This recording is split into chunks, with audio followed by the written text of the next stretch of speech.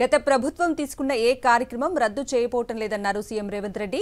సచివాలయం వద్ద చిట్చాట్లో మాట్లాడిన రేవంత్ గత ప్రభుత్వంలో ప్రతిపాదించిన మెట్రో ఫార్మాసిటీని రద్దు చేయటం లేదని అన్నారు.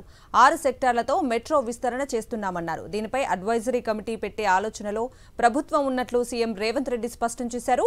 1000 నుంచి 3000 ఎకరాల్లో 10 ఫార్మా విలేజ్లు ఏర్పాటు చేస్తామని వివరించారు. ఇప్పటికే దీనికి సంబంధించి స్థలాలను గుర్తించినట్లు తెలిపారు సీఎం రేవంత్ రెడ్డి.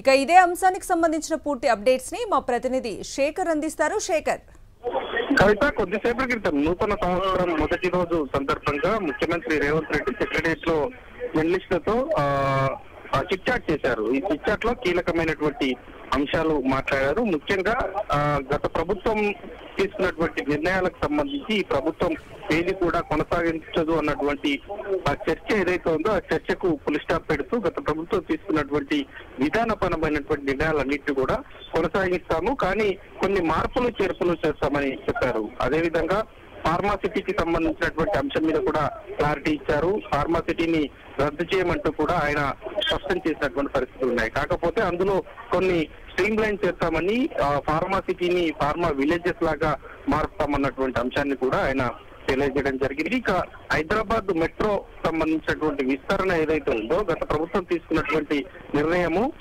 అలాగే కొనసాగింపుగా ఉంటూనే కొన్ని స్ట్రీమ్ లైన్ చేస్తూ మార్పులు చేర్పులు చేసి కొనసాగింపుగా డెవలప్మెంట్ చేస్తామన్నటువంటి అంశాన్ని కూడా ఆయన తెలియజేశారు. ఈ 6 సెక్టార్లుగా గ్రేటర్ హైదరాబాద్ చుట్టూ కూడా ఎక్కడ మెట్రో అందుబాటులో లేనటువంటి పరిస్థితిని తీసుకురాబోతున్నామంటూ కూడా ఆయన చెప్పడం జరిగింది. 6 సెక్టార్లుగా విడదీసి 6 సెక్టార్లలో కొత్తగా మెట్రో నిర్మాణం చేపడతామంటూ కూడా చెప్పడం జరిగింది. అదేవిధంగా ఎయిర్పోర్ట్ కు యువతల గ్రేటర్ హైదరాబాద్ సిటీ ఇప్పుడు 1.5 ప్రజలతో ఉన్నటువంటి గ్రేటర్ హైదరాబాద్ సిటీ ఏదైతే ఉందో ఆ ఎయిర్పోర్ట్ కు అవతల కూడా 1.5 ప్రజలతో కొత్త నగరాన్ని రూపొందించబోతున్నాము. అంతర్జాతీయ ప్రమాణాలతో కొత్త నగరం డెవలప్ అయ్యేలాగా విధి విధానాలు ఉంటాయన్నటువంటి అంశాన్ని కూడా ఆయన చెప్పినటువంటి పరిస్థితులు అయితే ఉన్నాయని చెప్పుకోవాలి. అదే విధంగా పార్టీకి సంబంధించినటువంటి విషయాల్లో కూడా నామినేటెడ్ పోస్టులు కావచ్చు, చైర్మన్ల పదవిని భర్తీ చేస్తామంటూ ఆయన పేర్కొన్నారు. కవిత, రైట్, థ్యాంక్ యూ శేఖర్.